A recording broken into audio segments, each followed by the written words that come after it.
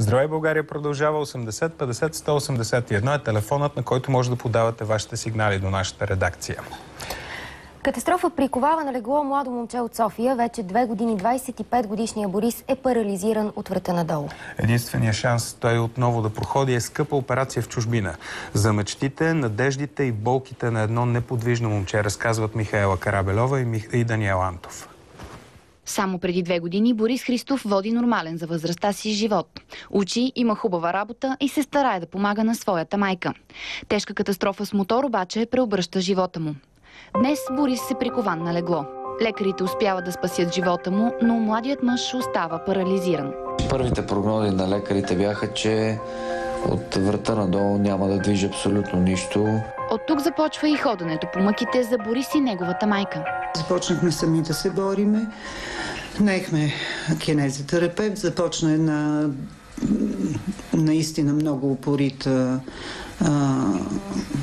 рехабилитация и на този етап Боби си движи ръцете, още маничко остават пръстите на ръцете да се раздвижат.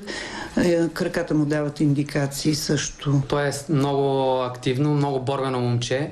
Много ни помага в процеса на работа това, защото той преди инцидента също е спортувал редовно и силата, волята, духа са на лице. Това обаче не е достатъчно за пълното раздвижване на Боби. Той и майка му откриват лъч надежда в клиника в Москва. Там е единственият шанс на 25-годишното момче да проходи отново. С лекари съм говорил, с специалисти. Казват, че това е единственият начин, по който ще мога да се възстановя напълно. Значи с хубава интензивна рехабилитация пак ще мога да се възстановя, но не на 100%. Нашата надежда е, че с вливането на стволови клетки и с много упорита рехабилитация, моят син отново ще проходи. Сумата, която искат от клиниката, обаче е непосилна за Боби и майка му. Двамата живеят с пенсията на Боби, която е 400 лева. Не могат да си позволят да плащат и за рехабилитация, но за момента техни роднини са поели този разход.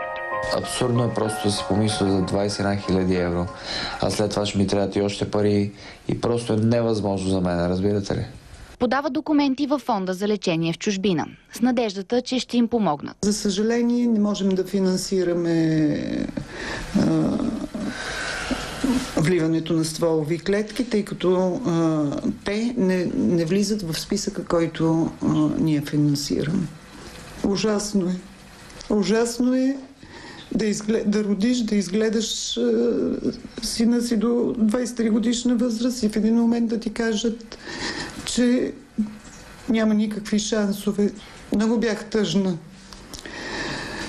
За това, че сме българи, за това, че плащаме редовно данъците си, за това, че даваме всичко от себе си за тази държава, а тя с нищо не ни помогна. Затова Борис и майка му решават да се борят сами. Признават, че е трудно и че за 8 месеца са успели да съберат едва 3000 лева. Въпреки това, надеждите и мечтите им все още ги крепят. Мечтата в живота ми в момента е първо да се стъпа на крака. Второ, да продължа висшето си образование, понеже бях студент задочник. Също така работех, помагах много на майка ми, финансово, морално. Много я подкрепях, понеже живея само с нея. Само тя ме гледа. Да видя отново сина си.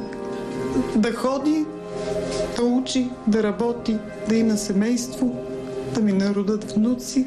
За Здравей, България, Михаела Карабелова.